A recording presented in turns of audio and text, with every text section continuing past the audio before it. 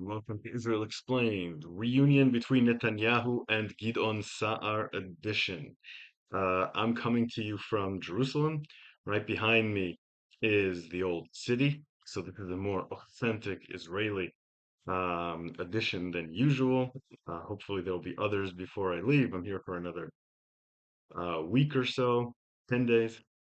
Anyway, let's get right down to business. The reason I'm doing this video is because I could not ignore the development where Netanyahu is trying to get Gideon Saar, former justice minister, former member of the cabinet, former Likud member, and mortal enemy of Netanyahu, back into the cabinet.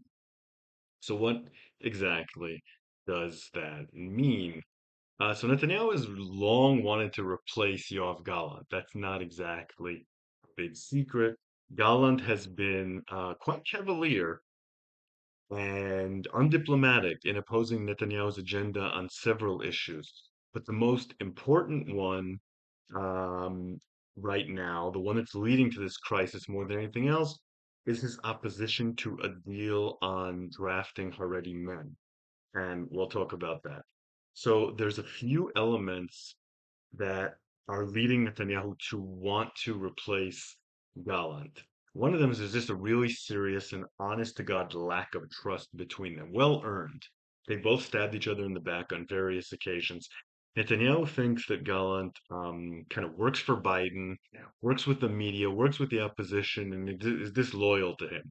Meanwhile, Gallant thinks that Netanyahu has no interest in getting the hostages out, isn't fighting the war for honest reasons, is fighting for himself, everything's with political reasons.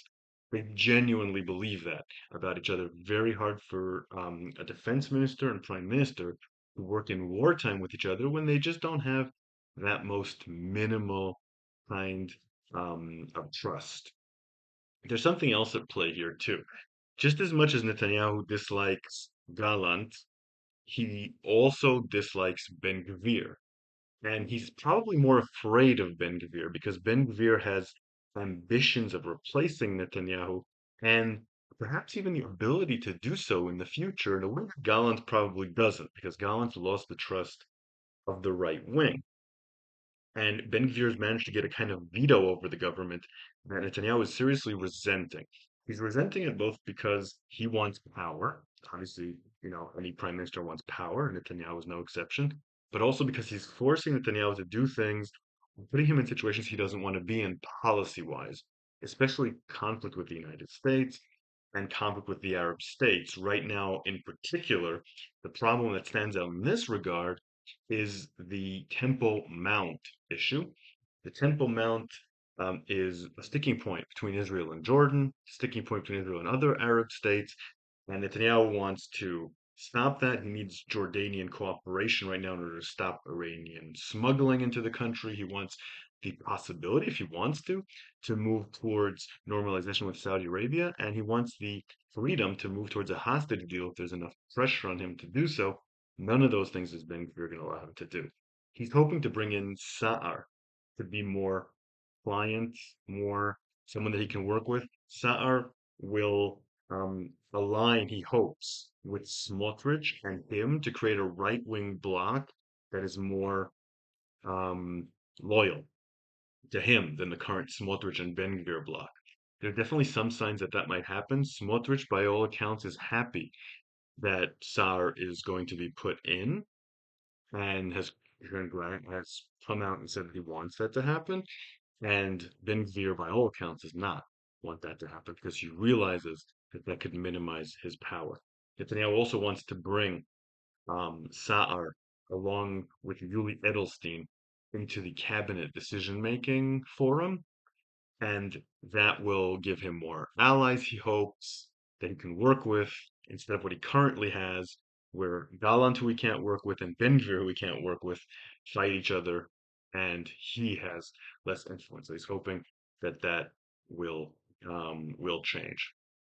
Of course, it's nothing new that Netanyahu wants to fire Gallant. This has been happening for a long time. So why is this happening now? What's changed? After all, last time he tried to do it, March 25th, 2023, during the judicial reforms, you may remember, he was forced to recant. because there were demonstrations of such support for Gallant, including a strike by the Histadrut Workers Union and closing down the airport that forced him to back down. So he didn't want to do them again, but his coalition is under serious threat. The main rabbi, the Gur Hasidic dynasty main rabbi, who's the spiritual force behind United Torah Judaism, said in no uncertain terms that unless the issue with the drafting of haredi men is resolved, the UTJ will leave the government. UTJ leads the government, Shas has to leave the government too, government falls. So that means Netanyahu has to get a law passed. But Gallant said he will not allow a law to be passed unless it has wide consensus, even from the opposition parties, which means that a law cannot be passed. So what Netanyahu is hoping to do is bring in Saar, give him enough so that Saar agrees to pass a law, and then it will pass. It might work. There are problems. Some members of the Likud, possibly Edelstein, possibly Elkin, possibly Barkat, there's a few other suspects, have leaked saying that they're not going to allow it to pass, whether Gallant's in or not, and Netanyahu's kidding himself. So we don't know. This improves his chances of passing, but it's by no means a guarantee because we need to remember the Israeli public is very much against anything that will allow Haredi men to continue avoiding serving. It's an incredibly unpopular idea in all segments of society, and members of the Likud know that and are worried that it will come back to haunt them. Anyway, here is what is probably going to happen now. Netanyahu is going to fire Gallant. He's going to say that he's firing Gallant because they have a lack of trust and all that, but also he's going to say it's because he needs a defense minister that he can trust in the war on Lebanon. Then he will start an operation in Lebanon, which he's been talking about a lot lately, because that will allow him to make this maneuver. And also, he needs to start dealing with how to get the people in the north back to their homes, something that's become a really bleeding ulcer on his government. He will start an operation in Lebanon. Knowing him, it will be not a fully fledged operation, but a partial operation. Enough to maybe get things going, to maybe give people hope that they can return home, but not enough to beat Hezbollah, if that's even possible. But having a war ongoing there will give him an excuse to delay elections. And indeed, the agreement he has brewing with Gideon Saar is that this new coalition will last until 2026. So there's going to be stability there until 2026. The war will be used as an excuse. Now, it looks like Saar is going to be defense minister because he's going to insist on that because Saar has ideas on how the war should be fought. He generally believes that this government hasn't been hawkish enough and it needs to go further in Gaza, it needs to go further in Lebanon, so on and so forth.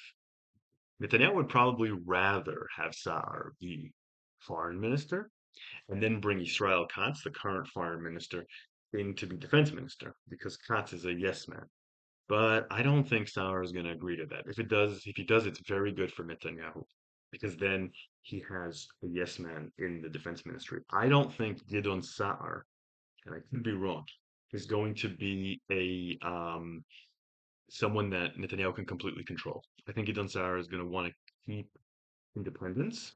He's going to probably want to seem professional, and he's probably going to want to seem more hawkish than Netanyahu. So you can expect him to have something of an independent policy. And my guess is it won't be long before they'll be at each other's throats too. But maybe there'll be a few months of honeymoon, which is something that Netanyahu really needs.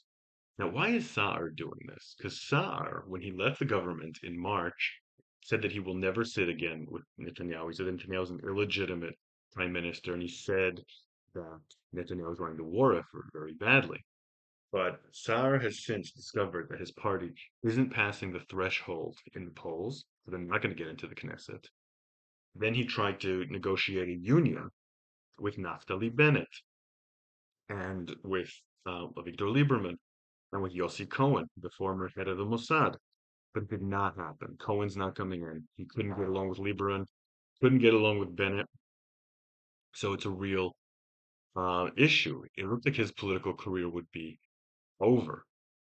So in order to revive his career, he's going to go in. What he's going to get in return may indeed revive his career. So a lot of politicians have gone into bed with Netanyahu and deeply regretted it. We can think about Benny Gantz, and we can think about Shaul Mofaz, a bunch of others. And so there's certainly a case to be made that Gideon Saar will face the same fate. But I'm not so sure. I think that because Saar is going to get a place in the Likud, and because Saar is going to come in and try to outflank Netanyahu from the right, this might work out for him. I can see a situation where he managed to revive his fortunes in the Likud. I wouldn't say the odds are with him, but I think he has a pretty good shot. I know what he's doing and why he's doing it. Of course, this means that he has to go back to the right wing camp from the anti Netanyahu camp where he'd been for years and he's lost their trust. So it's going to be very difficult for him to regain their trust. But I'm not sure it's impossible. Maybe they'll be willing to forgive him after he does penance, the way they forgave, Tzachi Hanegbi and some other people who've done that and then proved to be loyal to Netanyahu. If he tries to create his own power base, and he used to have a rival faction in the Likud to Netanyahu, that may lead to a sense that he's being too disloyal too fast. So he has to really walk that line very carefully. But the important implications obviously are not for Gideon Saar's political career or anything like that. They're for the country. So what's gonna happen now as far as policy is concerned? If he goes into the government, it vastly increases the chance of the government to survive to 2026. It vastly increases the chances of a major war in Lebanon, although, as I said, not that major. It vastly increases the chances of passing a haredi exemption. And it also increases the chances of a renewal of judicial reform. Yariv Levin, the justice minister, who some people are saying is behind this whole move, will definitely be pushing in that direction. And Gideon Saar will probably be willing to play ball. The coalition between him and Levin might be very good for his political career. So this is what we might be looking at. This government continuing. War going on in Gaza. No hostage deal, most likely. Hostages probably, unfortunately, will not make it in that scenario. Continuing destabilization of the West Bank and a war in Lebanon with no real end to it. Meanwhile, the laws, very unpopular laws like judicial reform, which in my opinion undermines the democratic nature of the state, and the passing of the haredi exemption law will make um, the war in Lebanon, the whole war, increasingly illegitimate in the eyes of a large sector of society, which is not going to want to keep fighting a war that it is increasingly not backing. So we could be headed for a crisis, a security crisis, and an internal crisis at the same time, all in order to keep this government going. So this move might be good for Netanyahu. It might be good for Gideon Saar's career. I'm not sure it's really good for anyone else. So this hasn't been signed yet. It's not final, but from what I'm hearing, it will almost definitely happen. So I will keep you updated here. If you have any questions, let me know. Consider supporting me on Patreon at Shael Media and listening to my history podcast. I will see you here next time something interesting happens.